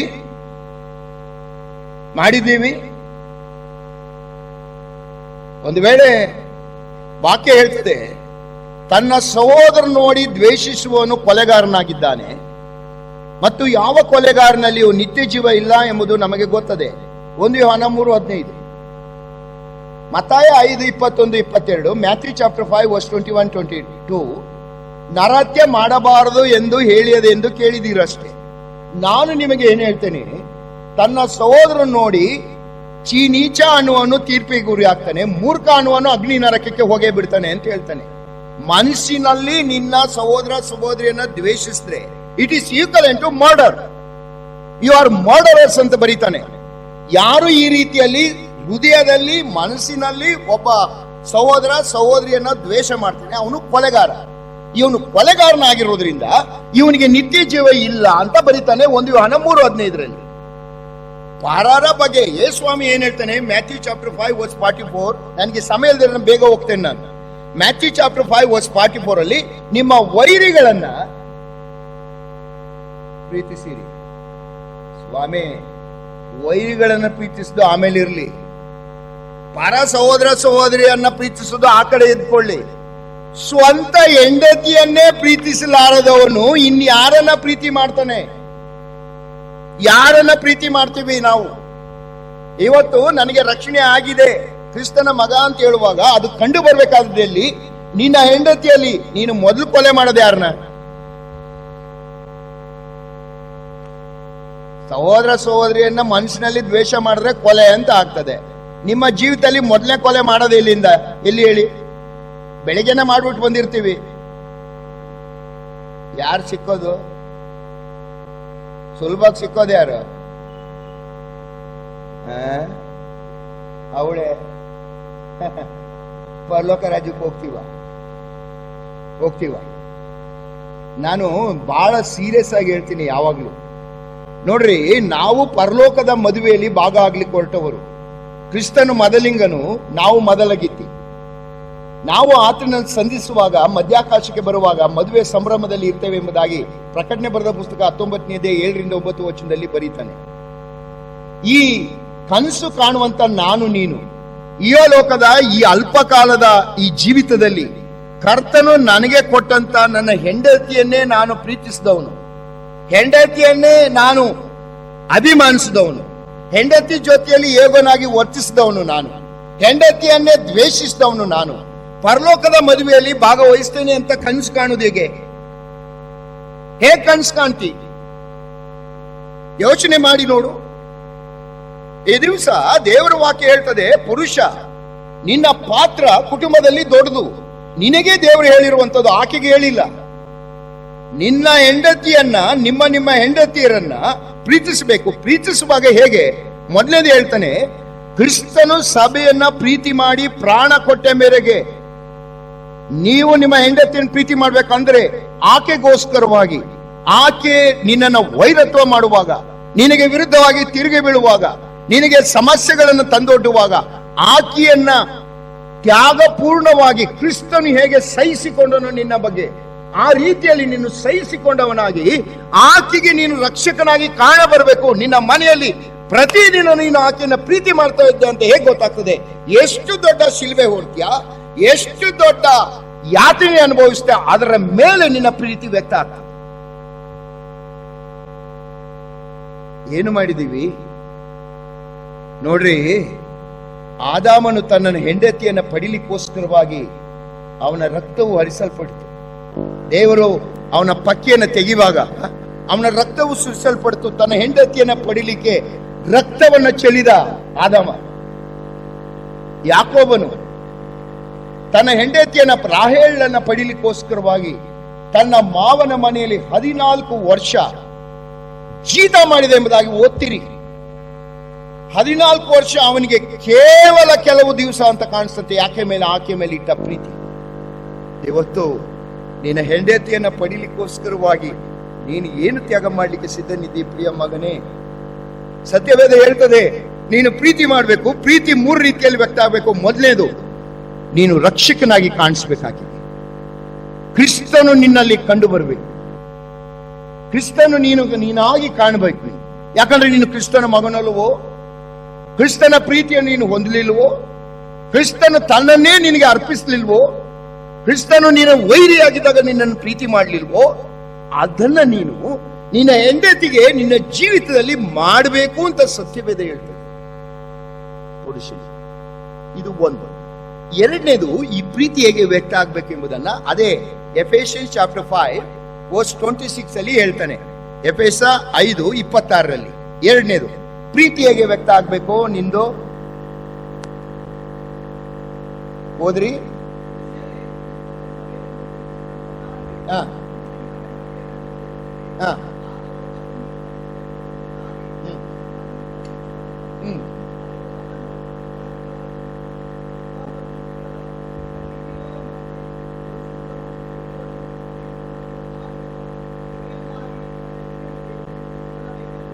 ಒಂದು, ಕ್ರಿಸ್ತನು ಮೊದಲನೇ 25ನೇ ವಚನದಲ್ಲಿ ಆಸ್ ಅ ಸೇವಿಯರ್, ರಕ್ಷಕನಾಗಿ ಕಾಣಿಸ್ಬೇಕು. ನೀವು ಅವರಿಗೆ ತ್ಯಾಗ ಮಾಡ್ಬೇಕು. ನೀವು ಪ್ರಾಣವನ್ನೇ ಕೊಡುವಷ್ಟರ ಮಟ್ಟಿಗೆ ಆಕೆ ವೈರತ್ವ ಮಾಡುವಾಗ, ಆಕೆ ಎಲ್ಲಾ ಸಮಸ್ಯೆಗಳನ್ನು ತಂದು ಬರುವಾಗ ನೀನು ಆಕೆಗೆ ಕ್ರಿಸ್ತನಾಗಿ ಕಾಣಿಸಬೇಕು, ಸಹಿಸಿಕೊಳ್ಬೇಕು, ಕಲ್ವಾರಿ ಯಾತ್ರೆ ಮಾಡ್ಬೇಕು ಆಕೆಗೋಸ್ಕರವಾಗಿ. ಇದು ನೀನು ಪ್ರೀತಿಯನ್ನು ವ್ಯಕ್ತ ಮಾಡ್ಬೇಕು. 2, ಯು ಮಸ್ಟ್ ಬಿ ಎ ಸ್ಯಾಂಕ್ಟಿಫೈಯರ್. ವಾಕ್ಯೋಪ ಸಹಿತವಾದ ಜಲಸ್ನಾನವನ್ನು ಆಕೆಗೆ ಮಾಡಿಸ್ಬೇಕು ಅಂತ ಹೇಳ್ತಾನೆ. ನಿನ್ನ ಪ್ರೀತಿ ವ್ಯಕ್ತವಾಗೋದು ಹೆಂಗೆ? 1, ರಕ್ಷಕನಾಗಿ ಕಾಣಬೇಕು ನೀನು. 2, ಯು ಆರ್ ದಿ ಸ್ಯಾಂಕ್ಟಿಫೈಯರ್. ಯೇಸು ಕ್ರಿಸ್ತನು ತನ್ನ ಸಭೆಯನ್ನ, ತನ್ನ ವಧುವನ್ನ ಯಾವ ರೀತಿಯಲ್ಲಿ ವಾಕ್ಯೋಪದೇಶ ಜಲಸ್ನಾನ ಮಾಡಿಸಿ ಶುದ್ಧ ಮಾಡಿದನೋ, ಈ ಜಲಸ್ನಾನವನ್ನ ನೀನು ನಿನ್ನ ಹೆಂಡತಿಗೆ ಮಾಡಿಸಬೇಕು. ಹೆಂಗೆ? ಖಡ್ಗ ಹಿಡ್ಕೊಂಡಿರ್ಬೇಕಾ? ಯಾರೋ ನಮ್ಮ ಒಬ್ಬ ಸೊಸೆ ಅವ್ರ ಅತ್ತೆಗೆ ಈ ವಾಕ್ಯವನ್ನು ಹೆಂಗ್ ಖಡ್ಗವಾಗಿ ಉಪಯೋಗಿಸ್ತಾರೆ ಅಂತ. ಪಾಪ ಅತ್ತೆ 80-88 ಪ್ರಾಯದವರು. ಅವ್ರ ಮನೆಗೆ ಯಾವಾಗ್ಲೂ ಒಬ್ಬ ಲೇಡಿ ಸೊಪ್ಪು ಮಾಡಿದ್ರೆ, ಆ ಅಮ್ಮನಿಗೆ ಪಾಪ ಸೊಪ್ಪು ಅಂದ್ರೆ ತುಂಬಾ ಇಷ್ಟ ಅಜ್ಜಿಗೆ. ಇವಳು ಮಾಡ್ಕೊಡಲ್ಲ ಸೊಸೆ. ಆ ಲೇಡಿ ಸೊಪ್ಪು ಮಾಡಿದಾಗೆಲ್ಲ ಅಜ್ಜಿಗೆ ಸೊಪ್ಪು ಇಷ್ಟ, ಸೊಪ್ಪು ಮತ್ತೆ ಕಾಳು ಹಾಕಿ ಮಾಡಿದಂತ ಪಲ್ಯ ಅದನ್ನ ತಂದು ಕೊಡೋದು. ಒಂದ್ ದಿವಸ ಏನಾಯಿತು, ಈ ಲೇಡಿ ಬಂದು ಸೊಪ್ಪಿನ ಪಲ್ಯ ತಂದು ಕೊಡೋದು ಈ ಸೊಸೆಗೆ ಇಷ್ಟ ಇಲ್ಲ. ಸರಿ, ಸೊಸೆಗೆ ಗೊತ್ತಾಗುತ್ತೆ ಆ ಲೇಡಿ ಬಂದು ಸೊಪ್ಪಿನ ಪಲ್ಯ ಕೊಟ್ಟು ಹೋಗಿದ್ದಾಳೆ ಅಮ್ಮನಿಗೆ, ಅಜ್ಜಿಗೆ, ಅತ್ತೆಗೆ. ಇವ್ರು ತಿಂದ್ಬಿಟ್ಟು ಎಲ್ಲ ತೊಳೆದ್ಬಿಟ್ಟು ಇಟ್ಬಿಡೋದು. ಗೊತ್ತಾದ್ರೆ ಬೈತಾಳೆ ಅಂತ. ಸೊಸೆ ಬಂದಿದ್ಲು. ಅವಳು ಬಂದಿದ್ಲು ಅಂತ ಹೇಳಿದ್ರೆ ಗಂಡ ಬಂದ ಮೇಲೆ ಇಂದು ದೊಡ್ಡ ರಂಪ ಮಾಡ್ತಾಳೆ ಈ ಸೊಸೆ ಅತ್ತೆ ಮೇಲೆ. ಅದಕ್ಕೆ ಇವ್ರೇನಂದ್ರು, ಇಲ್ಲಮ್ಮ, ಇವಳು ಅದಕ್ಕೆ ಕೊಟ್ಟ ಇದೇನು ಗೊತ್ತಾ, ಸುಳ್ಳು ತುಟಿಯು ಯೆಹೋವನಿಗೆ ಅಸಹ್ಯ. ಇವಳು ಗಂಡನಿಗೆ ಸತ್ಯ ಹೇಳ್ಕೊಟ್ಟ ತಾಯಿನ ಸುಳ್ಳು ತುಟಿ ಯೆಹೋವನಿಗೆ ಅಸಹ್ಯ ಅಂತ ಖಡ್ಗ ಹಿಡಿತಾಳೆ ಇವಳು. ಇನ್ನು ಮನೆ ಬಂದವಳು ಇವಳು. ಏನು ನನ್ನ ಮಕ್ಕಳೇ, ದೇವ ಮಕ್ಕಳೇ, ಸತ್ಯವೇದ ಏನು ಹೇಳ್ತದೆ? ಪುರುಷನೇ ನಿನ್ನ ಹೆಂಡತಿಯನ್ನ ಪ್ರೀತಿ ಮಾಡ್ಬೇಕು ನೀನು. ಪ್ರೀತಿ ಅನ್ನುವುದು ಒಂದು, ರಕ್ಷಕನಾಗಿ ಕಾಣ್ಬೇಕು ನೀನು. ಪ್ರಾಣ ಕೊಡುವಷ್ಟು ಆಕೆಯನ್ನ ಪ್ರೀತಿ ಮಾಡು. ವೈರತ್ವ ಮಾಡುವಾಗ ಪ್ರೀತಿ ಮಾಡು ಆಕೆಯನ್ನ. ಇದು ನಿನಗೆ ಸ್ಟ್ಯಾಂಡರ್ಡ್. 2, you must sanctifier. ವಾಕ್ಯೋಪದೇಶವಾದ ಜಲಸ್ನಾನ ಮಾಡು. ವಾಕ್ಯವೆಂಬ ಖಡ್ಗ ಹಿಡ್ಕೊ ಅಂತ ಹೇಳಿಲ್ಲ. ವಾಕ್ಯವೆಂಬ ಖಡ್ಗ ಹಿಡ್ಕೊಂಡು ಕತ್ತರಿಸೋಣ ಅಂತಲಲ್ಲ. ನಾನು ಯಾವುದೋ ಒಂದು ಸಭೆಗೆ ಹೋಗಿದ್ದೆ, ಎಲ್ಲಿ ಅಂತ ಹೇಳೋದಿಲ್ಲ. ಆ ಸಭೆಯಲ್ಲಿ ದೇವದೂತರ ಬಗ್ಗೆ ಮಾತಾಡ್ತಾ ಇದ್ದೆ. ನಾನು ದೇವದೂತರ ಬಗ್ಗೆ ಮಾತಾಡ್ಬಿಟ್ಟು ಕೆಳಗಡೆ ಬಂದೆ. ಹೀಗೆ ಮಾತಾಡ್ತಾ ನಿಂತಿದ್ದೆ. ಎಲ್ಡರ್ಸ್ ಹತ್ರ ಒಬ್ಬ ಲೇಡಿ ಓಡ್ ಬಂದ್ಲು, ನನ್ನ ಕೈ ಹಿಡ್ಕೊಂಡು, ಅಣ್ಣ ಅಣ್ಣ ಅಣ್ಣ ಅಣ್ಣ ಅಣ್ಣ ಏನ್ ಮೆಸೇಜ್ ಅಣ್ಣ, ಏನ್ ಮೆಸೇಜ್ ಅಂತ. ನನಗೆ ಸ್ವಲ್ಪ ಗಾಬರಿ ಆಯ್ತು. ದೇವದೂತರಿಗೆ ಮಾತಾಡಿದ್ದು ಈ ಲೇಡಿಗೆ ಯಾಕೆ ಇಷ್ಟೊಂದು ಖುಷಿ ಆಗೋಗಿದೆ ಅಂತ ನನಗೆ ಗೊತ್ತಾಗ್ಲಿಲ್ಲ. ಆಯ್ತು, ಥ್ಯಾಂಕ್ಸ್ ಸಿಸ್ಟರ್, ಥ್ಯಾಂಕ್ಸ್ ಸಿಸ್ಟರ್. 2 ರೀತಿಯಲ್ಲಿ ಹೇಳ್ತಾರೆ. ಏನಣ್ಣ ಪ್ರಸಂಗ ಅಂದ್ರೆ ಹಿಂಗೂ ಇರ್ಬೋದು, ಹಿಂಗೂ ಇರ್ಬೋದು. 2 ರೀತಿ, ನನ್ಗೆ ಗೊತ್ತಿಲ್ಲ ಯಾವ ತರದ ಹೇಳಿದ್ರು ಅಂತ. ಅಂದ್ಬಿಟ್ಟು ಸುಮ್ಮನೆ ಆಗ್ಬೋದು. Thanks sister. ಆ ಸಿಸ್ಟರ್ ಇನ್ನೊಂದು ಹೆಜ್ಜೆ ಮುಂದಕ್ಕೆ ಹೋದ್ರು. ಅಣ್ಣ, ಇವತ್ತು ಮಧ್ಯಾಹ್ನ ನಮ್ಮಲ್ಲೇ ಊಟ. ನಾನಂದೆ, ಇಲ್ಲ ಸಿಸ್ಟರ್, ಎಲ್ಡರ್ ಮನೇಲಿ ಊಟ ಫಿಕ್ಸ್ ಆಗಿದೆ ನನಗೆ. ಎಲ್ಡರ್ ಮನೆಗೆ ಹೋಗ್ಬೇಕು. ಪಕ್ಕದಲ್ಲಿ ಎಲ್ಡರ್ ನಿಂತಿದ್ರು. ಅಣ್ಣ, ಆ ಸಿಸ್ಟರ್ ಅಷ್ಟು ಪ್ರೀತಿಯಿಂದ ಕರೀತಾ ಇದ್ದಾರೆ, ಮಧ್ಯಾಹ್ನ ಅವ್ರ ಮನೆಗೆ ಹೋಗ್ಬಿಡಿ, ರಾತ್ರಿ ನಮ್ಮಲ್ಲಿ ಊಟ ಮಾಡಿದ್ರೆ ಆಯ್ತು ಅಂತ. ಸದ್ಯ ಇವ್ರು ಸಿಕ್ಕಿದ್ರಲ್ಲ ಅಂತ ಹೇಳಿ ಸುಮ್ಮನೆ ಕರ್ಕೊಂಡು ಹೋದ್ರು. ಲೇಡಿ ಕರ್ಕೊಂಡು ಹೋದ್ಲು. ಮುಂದ್ಗಡೆ ರೂಮಲ್ಲಿ ಕೂರಿಸಿ ನನಗೆ ನ್ಯೂಸ್ ಪೇಪರ್ ಕೊಟ್ಟು ಒಂದು ಜ್ಯೂಸ್ ಕೊಟ್ಬಿಟ್ಟು, ಕುಡಿತಾ ಇರಿ ಅಣ್ಣ, ಅಡಿಗೆ ಆಗ್ಬಿಡ್ತದೆ. ಯಾಕಂದ್ರೆ ಅನಿರೀಕ್ಷಿತವಾದ ಅಡಿಗೆ ಅಲ್ಲ. ಒಳಗಡೆ ಹೋಗಿ ಏನೋ ಕುಟ್ತಾ ಇದ್ಲು, ಏನೋ ಮಾಡ್ತಾ ಇದ್ರು. ನಾನು ನ್ಯೂಸ್ ಪೇಪರ್ ಜ್ಯೂಸ್ ಕುಡ್ಬಿಟ್ಟು ನ್ಯೂಸ್ ಪೇಪರ್ ಓದ್ತಾ ಕೂತಿದ್ದೆ. ಆ ಸಂದರ್ಭದಲ್ಲಿ ಯಾರೋ ಬಾಗಿಲು ಕುಟ್ಟಿದ್ರು. ನಾನು ಅಪರಿಚಿತ, ನಾನು ಯಾಕೆ ಬಾಗಿಲು ತೆಗಲಿ, ಸುಮ್ಮನೆ ಕೂತಿದ್ದೆ. ಬೋಲ್ಟ್ ಹಾಕಿರ್ಲಿಲ್ಲ. ಒಳಗಡೆಯಿಂದ ಒಂದು ವಾಯ್ಸ್ ಬಂತು, ಆ ಸಿಸ್ಟರ್, ಯಾರು, ಏಂಜಲ್ ಕಮಿಂಗ್ ಅಂತ. ನನಗೇನಾಯ್ತು, ಏಂಜಲ್ ಬಗ್ಗೆ ಇಷ್ಟೊತ್ತು ಮಾತಾಡ್ತಿದ್ದೆ, ಈ ಅಮ್ಮ ಏಂಜಲ್ ನ ಡೈರೆಕ್ಟ್ ಆಗಿ ಕರ್ಸ್ಬಿಟ್ಲಲ್ಲ ಅಂತ ಭಯ ಆಗೋಯ್ತು. ಯಾರು ಏಂಜಲ್ ಅಂತ ನೋಡಿದೆ, ಒಂದು ಆಕೃತಿ ಒಳಗಡೆ ಹೋಯ್ತು. ಒಂದು 6 ಅಡಿ, ಒಂದು 90 kg ಆಕೃತಿ ಒಳಗಡೆ ಹೋಯ್ತು. ಅಡಿಗೆ ಮನೆಗೆ ಸೇರ್ಕೊಂಡು, ಯಾರು ಗೊತ್ತಾ ಅವನು, ಅವಳ ಗಂಡನೇ ಏಂಜಲ್, ಅವನ ಹೆಸರು ಏಂಜಲ್. ಒಳಗಡೆ ಹೋದ್ರು, ಗಂಡ ಹೆಂಡತಿ ಸೇರಿ ಅಡಿಗೆ ಮಾಡಿದ್ರು. ನಾನು ಅವಾಗ ಯೋಚನೆ ಮಾಡಿದೆ, ಓಹೋ, ಇವನು ಗಂಡನ ಹೆಸರು ಏಂಜಲ್ ಇರೋದ್ರಿಂದ ಏಂಜಲ್ ಬಗ್ಗೆ ನಾನು ಮಾತಾಡಿದ್ದು ಈ ಹೆಂಡತಿಗೆ ಭಾರಿ ಖುಷಿ ಆಗ್ಬಿಟ್ಟಿದೆ ಅಂತ ಅನ್ಕೊಂಡೆ. ಆಯ್ತು, ಊಟ ಹಾಕಿದ್ರು. ನಾನು ಚಪಾತಿ ದ್ವೇಷಿ, ಅಷ್ಟು ಇಷ್ಟಪಡುವುದಿಲ್ಲ. ಒಂದು ಚಪಾತಿ ತಿಂದೆ. ರೈಸ್ ಹಾಕ್ಬೇಕು, ಗಂಡ ಹೆಂಡತಿ ಇಬ್ರು ಸೇರ್ಕೊಂಡು ಬಡಿಸ್ತಾ ಇದ್ರು ನನಗೆ. ಈ ಲೇಡಿ, ಅಣ್ಣ ನಿಮ್ನ ಯಾಕೆ ಊಟಕ್ಕೆ ಕರೆದಿದ್ದೀನಿ ಗೊತ್ತಾಯ್ತಾ ಅಂತ. ಏನ್ ಹೇಳಿ, ನೀನ್ ಗಂಡ ಏಂಜಲ್ಲು ಅದಕ್ಕೆ ಖುಷಿಯಾಗಿದ್ದಿ ಅಂತ ಹೇಳ. ಏನ್ ಹೇಳಿ, ಇದು ರಿಸ್ಕ್ ತಗೊಳ್ಳೋದು ಬೇಡ ಅಂತ ಹೇಳಿ ಸುಮ್ಮನಿದ್ದೆ. ಇಲ್ಲಮ್ಮ ಅಣ್ಣ, ಏಂಜಲ್ ಬಗ್ಗೆ ಮಾತಾಡಿದ್ರಿ, ಇವನು ಏಂಜಲ್ ಅಂತ ಇಟ್ಕೊಂಡಿದ್ದಾನೆ ಅಣ್ಣ, ಪಟಿಂಗ್ ಅಣ್ಣ ಇವನು ಅಂತ ಸುಮ್ಮ. ನನಗೆ 1/4 ಗಂಟೆ ತಿಂಡಿ ಚಪಾತಿ 2 ನಿಮಿಷದಲ್ಲೇ ಜೀರ್ಣ ಆಗೋದು. ಎದ್ದು ನಿಂತ್ಕೊಂಡು ಇನ್ನೊಂದು ಸಲ ಈ ತರ ನೀವು ಕಚ್ಚಾಡೋದು ನಾನು ನೋಡಿದ್ರೆ ನಾನಂತೂ ಸಂತೋಷ ಆಗಲ್ಲ. ನಾನು ವಾಕ್ಯ ಕೊಡೋದು ಗಂಡ ಹೆಂಡತಿ ಮೇಲೆ ತೀರ್ಪು ಮಾಡ್ಲಿಕ್ಕೆ, ಅಥವಾ ಹೆಂಡತಿ ಗಂಡನ ಮೇಲೆ. ಇವನು ಗಂಡಸರು ವಿರುದ್ಧವಾಗಿ ಏನಾದ್ರು ನಾವು ಮಾತಾಡ್ಬಿಟ್ಟಿದ್ರೆ, ಈಕೆ ಮನೆಗೆ ಹೋದ ತಕ್ಷಣ ಕೇಳಿಸ್ಕೊಂಡ್ರೆ ಏನ್ರಿ ಯಥಾ ವಾಕ್ಯರಿ ನಿಮಗೆ ಇತ್ತು, ನೀವು ಬರ್ದೇ ಹೋಗಿದ್ರೆ ನನಗೆ ಭಯ. ಸದ್ಯ ಕೇಳಿಸ್ಕೊಂಡ್ರಲ್ಲ. ಇನ್ ಇವ್ರ ಬಗ್ಗೆ ಏನಾದ್ರು ಮಾತಾಡ್ಬಿಟ್ರಿ, ಇವ ಮನೆಗೆ ಹೋದ ತಕ್ಷಣ ಕೇಳಿಸ್ಕೊಂಡೇನೆ, ಹೆಂಗಿತ್ತು ಸದ್ಯ ನೀನ್ ಬಂದಿದ್ದೆ, ನೀ ಎಲ್ಲಿ ಮಿಸ್ ಆಗ್ಬಿಡ್ತದೋ ಅಂತ. ಅಂದ್ರೆ ನಾವು ಒಬ್ಬರೊಬ್ಬರು ವಾಕ್ಯ ಕೇಳೋದು ಒಬ್ಬರೊಬ್ಬರನ್ನ ಕತ್ತರಿಸಕ್ಕೆ. ಸತ್ಯವೇದ ಅದನ್ನು ಹೇಳ್ತಾ ಇಲ್ಲ. ಪುರುಷ, ನಿನ್ನ ಹೆಂಡತಿಗೆ ವಾಕ್ಯೋಪದೇಶವಾದ ಜಲಸ್ನಾನ ಮಾಡಿಸ್ಬೇಕು. ನೀನು ಆಕೆಗೆ ಮುದ ಕೊಡಬೇಕು, ಪರಿವರ್ತನೆ ಆಗಬೇಕು. ಈ ರೀತಿಯಲ್ಲಿ ಇರಬೇಕು ನಿನ್ನ ಬೋಧನೆ. ಅಂದ್ರೆ ಎಂಟಿಗೆ ಹೋಗ್ಬಿಟ್ಟು ನೀನು ಹಂಗ ಮಾಡೆ ಹಿಂಗ್ ಮಾಡ ಅಂದ್ರೆ ಅವ್ರು ಹೆಂಗೋ ಮಾಡಲ್ಲ. ವಾಕ್ಯೋಪದೇಶ ಜಲಸ್ನಾನ ಅಂದ್ರೆ ಅರ್ಥ ಏನು?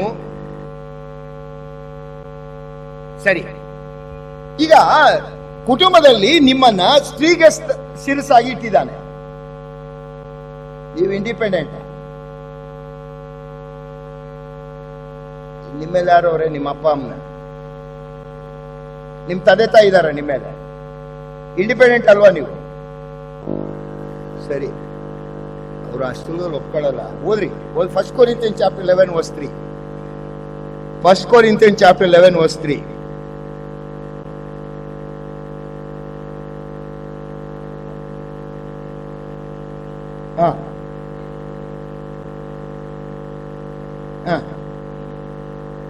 ನೋಡ್ರಿ, ಸ್ತ್ರೀಗೆ ಪುರುಷನು ತಲೆ. ಪುರುಷನು ಇಂಡಿಪೆಂಡೆಂಟ್ ಅಲ್ಲ. ಪುರುಷನ ಮೇಲೆ ಯಾರಿದ್ದಾರೆ? ಕ್ರಿಸ್ತನ ಮೇಲೆ ಯಾರಿದ್ದಾರೆ? ತಂದೆಯ ದೇವರು. ಅಂದ್ರೆ ನೀನು ನಿನ್ನ ಹೆಂಡತಿಗೆ ವಾಕ್ಯೋಪದೇಶ ಜಲಸ್ನಾನ ಅಂದ್ರೆ ಅರ್ಥ ಏನ್ ಗೊತ್ತಾ? ಆಕೆ ನಿನಗೆ ವಿಧಿಯಳಾಗಬೇಕಾದ್ರೆ, ಆಕೆ ನಿನಗೆ ಅಧೀನಳಾಗಬೇಕಾದ್ರೆ, ಆಕೆ ದೇವರ ನಿಯಮಕ್ಕೆ ಒಳಪಡ್ಬೇಕಾದ್ರೆ ನೀನು ಕ್ರಿಸ್ತನಿಗೆ ವಿಧೇಯನಾಗಿರ್ಬೇಕಲ್ಲ. ನೀನು ವಿಧೇಯನಾಗಿರ್ಬೇಕಲ್ಲ. ನೀನು ನಿನ್ನ ಶಿರಸ್ಸಿದ್ದಾನೆ, ನಿನ್ನ ಮೇಲೆ ಇದ್ದಾನೆ ಕ್ರಿಸ್ತನು. ನೀನು ಅದನ್ನ ಒಬೆ ಆಗದೆ ಹೆಂಡತಿಗೆ ಹಂಗ್ ಮಾಡ ಹಿಂಗ್ ಮಾಡೋದು ಎಲ್ಲಿ ಮಾಡ್ತಾಳೆ? ವಾಕ್ಯ ಹೇಳ್ತಾ ಇರೋದು ಇದನ್ನ. ವಾಕ್ಯೋಪದೇಶ ಜಲಸ್ನಾನ ಮಾಡಿಸಬೇಕು ಅಂದ್ರೆ ಅರ್ಥ ಏನ್ ಗೊತ್ತಾ? ನಿನ್ನ ಜೀವಿತದಲ್ಲಿ ಕ್ರಿಸ್ತನ್ ಇರಬೇಕು, ಕ್ರಿಸ್ತನವನಾಗಿ ನೀನು ವರ್ತಿಸಬೇಕು. ಆಕೆಯನ್ನ ನಿನ್ನ ಕಾರ್ಯಗಳ ಮೂಲಕವಾಗಿ ಆಕೆಯನ್ನ ತಿದ್ದಬೇಕು, ಸರಿಪಡಿಸಬೇಕು. ಯಾರೋ ಒಬ್ಬ ಲೇಡಿ ಹೇಳಿದ್ಲಂತೆ, ದೇವ್ರ ಹತ್ರ ಪ್ರಾರ್ಥನೆ ಮಾಡಿದ್ಲಂತೆ, ದೇವ್ರೇ ನೀನ್ ನನ್ನ ಗಂಡನ ಪ್ರೀತಿ ಮಾಡು, ನಾನು ಅವನ್ನ ಸರಿ ಮಾಡ್ತೀನಿ ಅಂತ. ಏನು ಬದಲಾಗ್ಲಿ. ಎರಡನೇದಾಗಿ ಪ್ರಾರ್ಥನೆ ಮಾಡಿದ್ಲಂತೆ, ದೇವ್ರೇ ನನ್ನ ಗಂಡನ ನಾನ್ ಪ್ರೀತಿ ಮಾಡ್ತೀನಿ, ನೀನ್ ಸರಿ ಮಾಡು ಅಂತ. ಅದು ಆಗ್ಲಿಲ್ಲ. ಮೂರನೇ ಪ್ರಾರ್ಥನೆ ಮಾಡಿದ್ಲಂತೆ, ಸ್ವಾಮಿ ನಾನು ನನ್ನನ್ನ ಸರಿಪಡಿಸ್ಕೊಳ್ತೀನಿ, ಆ ಗಂಡ ತಾನೇ ಸರಿ ಆಗ್ತಾನೆ. ದಟ್ ಇಸ್ ಬದಲಾವಣೆ. ಹೆಂಡತಿಯನ್ನ ನೀನು ಹಂಗಾಗೋ ಹಿಂಗಾಗ ಅಲ್ಲ, ನಾನು ಬದಲಾಗಬೇಕು. ನಾವು ಅನೇಕ ಸಲ ಹೆಂಡತಿ ಏನೋ ಗುಡಿಸುವಾಗ ಏನೋ ಮಾಡುವಾಗ ಒಂದು ವಾಜ್ ಹೊಡೆದಾಕ್ಬಿಡ್ತಾಳೆ. ನೀವು ಭಾರಿ ಪ್ರೇಷಿಯಸ್ ವಾಜ್ ತಂದು ಇಟ್ಟಿರ್ತೀನಿ. ಉದಾಹರಣೆ ಏನ್ ಮಾಡ್ತೀರಿ? ಅಮೂಲ್ಯವಾದದ್ದು ವಸ್ತು ಇಟ್ಟಿರ್ತೀರಿ, ಬೀಳ್ಸಿ ಹೊಡೆದಾಕ್ಬಿಡ್ತಾಳೆ ಹೆಂಡತಿ. ಏನ್ ಮಾಡ್ತೀರಿ? ಉಕ್ಕಾಕ್ಬಿಡ್ತೀರ. ನನಗೆ ಈ ಕನ್ನಡ ನನಗೆ ಬ್ರದರ್ ಹೇಳ್ತಾ ಇದ್ರು ರಾತ್ರಿ, ನಿಮ್ ಕನ್ನಡ ನಮ್ಗೆ ಅರ್ಥ ಆಗಲ್ಲ ಅಂತ. ನಾವು ಆ ಕಡೆ ಕನ್ನಡ ಮಾತಾಡ್ತೀವಿ. ಏನ್ ಮಾಡ್ತೀವಿ ಬ್ರದರ್?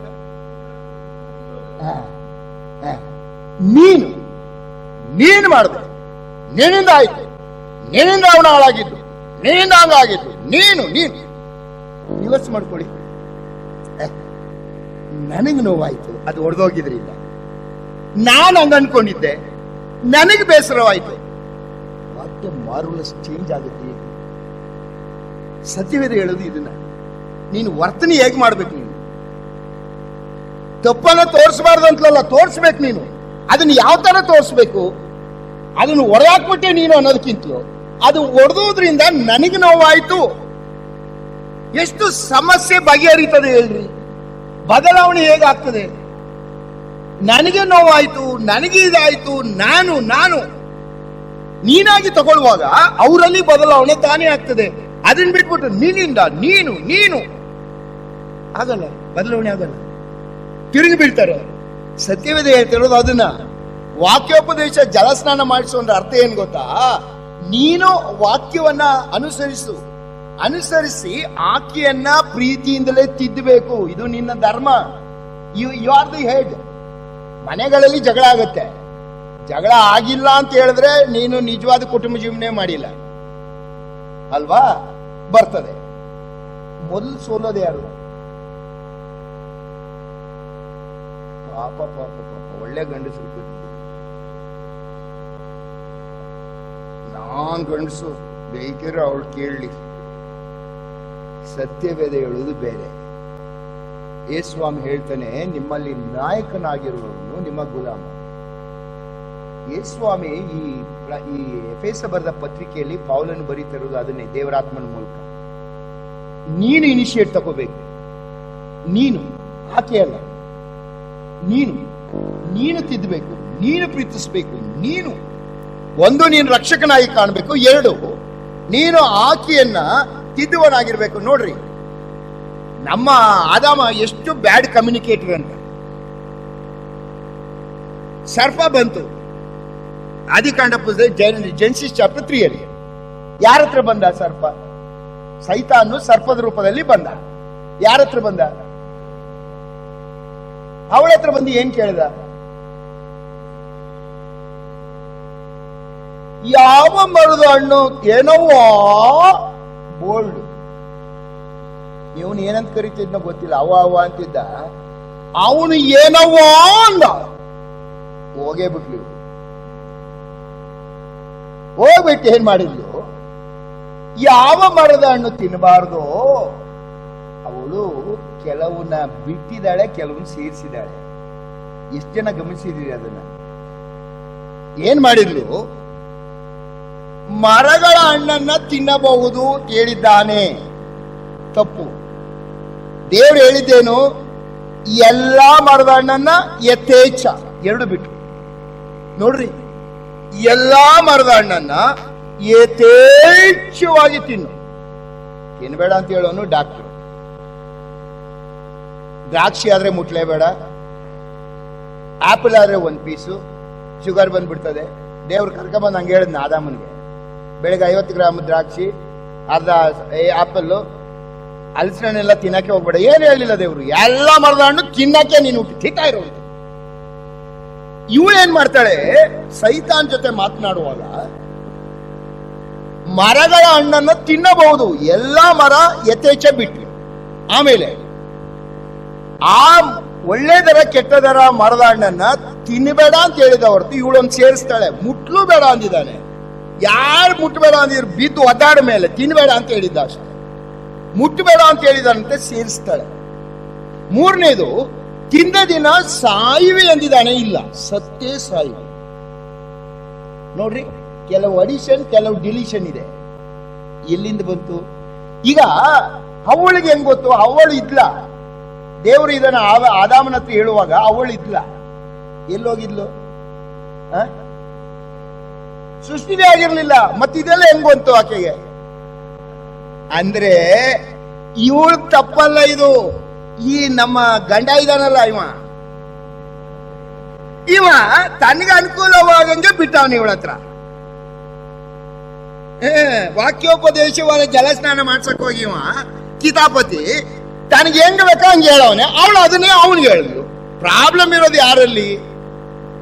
ಅದಕ್ಕೆ ಸತ್ಯವೇದದಲ್ಲಿ ಗಮನಿಸ್ರಿ, 1 ಕೊರಿಂಥಿಯನ್ಸ್ ಚಾಪ್ಟರ್ 15, ಆದಾಮನಿಂದ ಪಾಪ ಬಂತು ಅಂತ ಇದೆ ಹೊರತು ಅವಳಿಂದ ಪಾಪ ಬಂತು ಅಂತ ಇಲ್ಲ. ಇವನೇ ಕಾರಣ. ಅದರಿಂದ ಸತ್ಯವೇದ ಹೇಳುವಂಥದ್ದು, ನೀವು ನಿಮ್ಮ ಹೆಂಡತಿಯರಿಗೆ ವಾಕ್ಯೋಪದೇಶವಾದ ಜಲಸ್ನಾನವನ್ನ ಮಾಡಿಸ್ತಾ ಇರಬೇಕು. ಪ್ರೀತಿ 2ನೇದು, ಹಂಗೆ ವಾಕ್ಯದ ಸ್ನಾನ ಮಾಡಿಸೋದ್ರಲ್ಲಿ ಕಾಣಿಸ್ಬೇಕು. 3, ನಿಮ್ಮ ಹೆಂಡತಿಯರನ್ನ ಸ್ವಂತ ಶರೀರವನ್ನ ಪ್ರೀತಿ ಮಾಡಿಕೊಂಡ ಮೇರೆಗೆ ಪ್ರೀತಿಸಬೇಕು. You are a satisfier. ಪ್ರೀತಿ 3 ರೀತಿಯಲ್ಲಿ ವ್ಯಕ್ತ ಆಗಬೇಕು. 1, you are a saviour. 2, you are a sanctifier. 3, you must be a satisfier. ತೃಪ್ತಿಪಡಿಸುವರಾಗಿರಬೇಕು. ನೀವು ಆಕೆಗೆ ನಿನ್ನ ಸ್ವಂತ ಶರೀರವನ್ನ ಪ್ರೀತಿ ಮಾಡ. ಸರಿ, ದೇವರು ಆದಿಯಲ್ಲಿ ಆದಾಮನಿಗೆ ಕೊಟ್ಟಂತ ಜವಾಬ್ದಾರಿ. ಆದಿಕಾಂಡ ಪುಸ್ತಕ 3ನೇ ಅಧ್ಯಾಯ, Genesis chapter 3 verse 19. Genesis chapter 3 verse 19.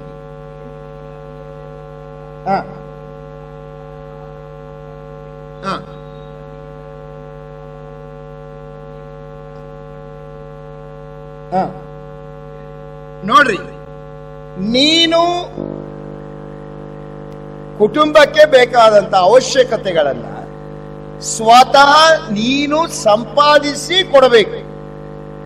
ಇದು ನಿನ್ನ ಜವಾಬ್ದಾರಿ, ಪುರುಷನ ಜವಾಬ್ದಾರಿ. You must be a satisfier, ತೃಪ್ತಿಪಡಿಸೋನಾಗಿರ್ಬೇಕು. ಓದಿದ್ರಿ ನಿನ್ನೆ ಓದ್ರಿ ಒಂದು first Timothy chapter 5:8. First Timothy chapter 5:8. ಪುರುಷನ ಪಾತ್ರ ಏನು ಕುಟುಂಬದಲ್ಲಿ? First Timothy chapter 5:8. 1 ತಿಮೋಥಿ 5:8.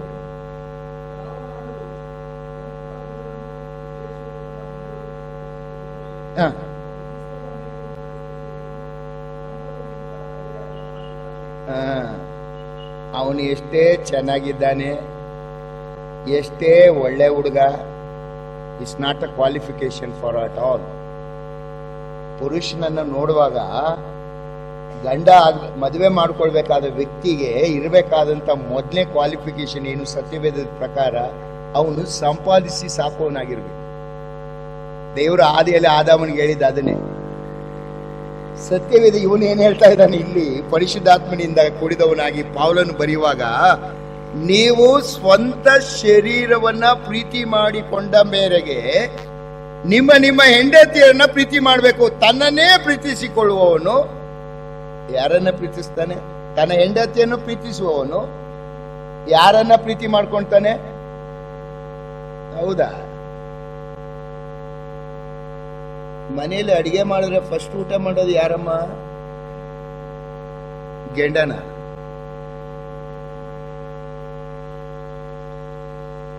ಯಾರು ಮಾಡ್ಬೇಕು, ಯಾರು ಬಡಿಸ್ಬೇಕು? ಈ ವಾಕ್ಯದ ಪ್ರಕಾರ ಯಾರು ಮಾಡ್ಬೇಕು? ಮೊದಲು ಒಂದು ಉದಾಹರಣೆ ಹೇಳ್ಬಿಡ್ತೀನಿ ನಿಮ್ಗೆ. ಕ್ರಿಕೆಟ್ ಎಷ್ಟು ಜನರಿಗೆ ಇಷ್ಟ ಇಲ್ಲ? ಪಾಪ ಮಾಡಿ ಅಂತ ಹೇಳಿದ್ ನಾನು. ಕ್ರಿಕೆಟ್ ಗೇಮು ಎಷ್ಟು ಜನರಿಗೆ ಇಷ್ಟ? ಸರಿ, ಚಿಕ್ಕದು. ಇಂಡಿಯಾ ಪಾಕಿಸ್ತಾನ T20 ನಡೀತಾ ಇದೆ ಅಂತ ತಿಳ್ಕೊಳ್ಳಿ, ಎಕ್ಸಾಂಪಲ್ ಅಷ್ಟೇ. ಕೊನೆ ಬಾಲು 6 ರನ್ಸ್ ಬೇಕು ಇಂಡಿಯಾಕ್ಕೆ. ಕೊನೆ ಬಾಲ್ 6 ರನ್ ಬೇಕು. ಇಲ್ಲಿ ಕ್ರೀಸ್ ಅಲ್ಲಿ ನಮ್ಮ ಬ್ಯಾಟ್ಸ್ಮನ್ ಯಾರೋ ಇದ್ದಾರೆ ಅಂತ ತಿಳ್ಕೊಳ್ಳಿ, 6 ರನ್ಸ್ ಬೇಕು. ಪಾಕಿಸ್ತಾನದ ಬೌಲರ್ ಬೌಲಿಂಗ್ ರನ್ನಿಂಗ್ ಅಲ್ಲಿದ್ದಾನೆ. ನೀವು ಬಹಳ ಆಸಕ್ತಿಯಿಂದ ನೋಡ್ತಾ ಇರ್ತೀರಿ. ಕೊನೆ ಬಾಲು 6 ರನ್ಸ್ ಆಗುತ್ತಾ ಇಲ್ವೋ ಅಂತ ನಿಮ್ ಕಾತರ. ಈ ನೋಡ್ತಾ ಇರುವಾಗಲೇ ನಿಮ್ಮ ಹೆಂಡತಿ ಬಾತ್ರೂಮ್ ಅಲ್ಲಿ ಬಿದ್ದೋಗ್ಬಿಡ್ತಾಳೆ. ಬಿದ್ದೋದೆ ಬನ್ರಿ ಅಂತಾಳೆ. ಏನ್ ಮಾಡ್ತೀರಿ?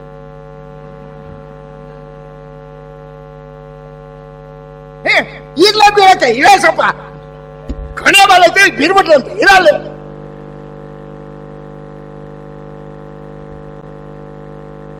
ಯಾಕೆ ಹೇಳ್ತಾ ಇರೋದು ಇದನ್ನ? ಆಟ ಅದು ನಿನ್ನ ಮನರಂಜನೆ ಮುಖ್ಯ ಅಲ್ಲ. ಅವನು ಸೋತ್ರೇನು ಗೆದ್ರೇನು, ನನ್ನ ಹೆಂಡತಿ ನನ್ನ ಸರ್ವಸ್ವ, ಅವಳು ಬಿದ್ದಿದ್ದಾಳೆ, ಅಯ್ಯೋಯ್ಯೋ, ಅದನ್ನು ಹೇಳ್ತೀನಿ. ನಿನ್ನ ಪ್ರೀತಿ ಯಾವ ಮಟ್ಟಕ್ಕೆ ಇರ್ಬೇಕು? ನಿನ್ನ ಹೆಂಡತಿಗೆ ಏನು ಮಾಡ್ಬೇಕು? ನೀನು ಕ್ರಿಸ್ತನು ಸಭೆಯನ್ನ ಪ್ರೀತಿ ಮಾಡಿ ಅದಕ್ಕೋಸ್ಕರ ಪ್ರಾಣ ಕೊಟ್ಟ ಮೇರೆಗೆ ನಿಮ್ಮ ಹೆಂಡತಿಯನ್ನು ಪ್ರೀತಿ ಮಾಡಬೇಕು. ಪ್ರಿಯ ಪುರುಷರೇ, ನಿನ್ನ ಕುಟುಂಬ ಒಂದೇ ಶರೀರವಾಗಬೇಕಾದ್ರೆ ನಿನ್ನ ಪಾತ್ರ ಬಹಳ ದೊಡ್ಡ ಪಾತ್ರ ಇದೆ. ನಿನಗೆ ಪ್ರೀತಿ ಅನ್ನುವಾಗ 3 ರೀತಿಯಲ್ಲಿ ನೀನು ವ್ಯಕ್ತ ಮಾಡ್ಬೇಕು ಆ ಪ್ರೀತಿಯನ್ನು. ಒಂದು, ರಕ್ಷಕನಾಗಿ ಕಾಣ್ಬೇಕು ಆಕೆಗೆ. ಆಕೆ ನಿನ್ನನ್ನು ವೈರತ್ವ ಮಾಡುವಾಗ, ಯಾಕಂದ್ರೆ ಸತ್ಯವೇದ ಹೇಳ್ತದೆ ಸ್ತ್ರೀಯರ ಬಗ್ಗೆ ಬರೆಯುವಾಗ 1 ಪೇತ್ರ 3ನೇ ಅಧ್ಯಾಯ 7ನೇ ವಚನದಲ್ಲಿ ಬರೆಯುವಾಗ ಅವನು ಬರೀತಾನೆ. ಮುಂದೆ ಬರ್ತೀನಿ. ಅವರು ಬಲಹೀನರು ಅಂತ ತಿಳ್ಕೊಳ್ರಿ. ಯಾವ್ದ್ರಲ್ಲಿ ಬಲಹೀನರು ಅವರು? ಈ ಡಿಸ್ಕಸ್ ಥ್ರೋ ನೋಡಿದೀರಾ? ಡಿಸ್ಕಸ್ ಥ್ರೋ ಅಂದ್ರೆ ಗೊತ್ತಾ ನಿಮ್ಗೆ? ಒಲಿಂಪಿಕ್ಸ್ ಕಬ್ಬಿಣದು ಅಗಲವಾಗಿರ್ತದೆ, ಹಿಂಗನ್ಬಿಟ್ಟು ಬಿಸಾಡ್ತಾನೆ ನೋಡಿ. ಅವ್ರೇನಾದ್ರೂ ಮನ್ಸು ಮಾಡ್ಬಿಟ್ರೆ ಗಂಡನ್ನ ಡಿಸ್ಕಸ್ ಥ್ರೋ ಆದಾಗ ಎಷ್ಟು ಬಿಡ್ತಾರೆ. ಬಲಹೀನರು ಅಂದ್ರೆ ದೈಹಿಕವಾಗಿ ಹೇಳ್ತಾ ಇಲ್ಲ ಅವನು. ಅವನೇನು ಹೇಳ್ತಾ ಇದ್ದಾನೆ? ಇವರು ಹೆಣ್ಣು ಮಕ್ಕಳು ನಾನು ಸೃಷ್ಟಿ ಮಾಡುವಾಗಲೇ ಎಮೋಷನಲ್ಲಿ ಅವರು ಬಹಳ ಬೇಗ ಎಮೋಷನ್ಗೆ ಒಳಗಾಗ್ತಾರೆ. ಬಲಹೀನರು ಅವರು ಬೇಗನೆ ದುಃಖಗೊಳ್ತಾರೆ, ಬೇಗನೆ ಭಯ ಪಡ್ತಾರೆ, ಬೇಗನೆ ನಿರಾಶೆಗೊಳ್ತಾರೆ, ಬೇಗನೆ ಹಿಂಸೆ ಅನುಭವಿಸ್ತಾರೆ. ಇದು ಅವರ ವೀಕ್ನೆಸ್. ಬರೀತಾನೆ ಅವನು. ಅವರು ಬಲಹೀನರು. ಇದನ್ನ ಅರ್ಥ ಮಾಡಿಕೊಂಡು ನೀನು ಎಚ್ಚರಿಕೆಯಿಂದ ಅವರ ಜೊತೆಲಿ ಒಗೆತನ ಮಾಡ್ಬೇಕಲ್ಲ. ನೀನು ನಿನ್ನ ಕೆಲಸ ಅವರ ಬಲಹೀನತೆಯಲ್ಲಿ ನೀನು ಆಕೆ ಜೊತೆಯಲ್ಲಿದ್ದು ಎತ್ತಿ ಹಿಡಿಬೇಕು. ನೀನು ಆಕೆ ಬಲಹೀನಳು, ತಪ್ಪಾಗಿ ದುಃಖದಲ್ಲಿ ಮಾತಾಡ್ಬಿಡ್ತಾಳೆ, ತಪ್ಪಾಗಿ ವರ್ತಿಸ್ಬಿಡ್ತಾಳೆ. ನೀನು ಕ್ರಿಸ್ತನಾಗಿ ರಕ್ಷಕನಾಗಿ ಆಕೆಗೆ ಕಾಣಿಸ್ಬೇಕಲ್ಲಪ್ಪ. ನೀನು ಆಕೆ ಬಲನೇ, ಆಕೆ ಬಲ ನೀನು. ಕೆಲವು ಸಲ ಹೆಣ್ಣು ಮಕ್ಕಳು ಬಂದು ನಮ್ಮನ್ನು ತಪ್ಕೊಳ್ತಾರೆ. ಹೆಣ್ಮಕ್ಳು ಅಂದ್ರೆ ನಮ್ಮ ಹೆಂಡತಿರು, ನಾನು ಬೇರೆಯವ್ರ ಬಗ್ಗೆ ಮಾತಾಡೋದಿಲ್ಲ.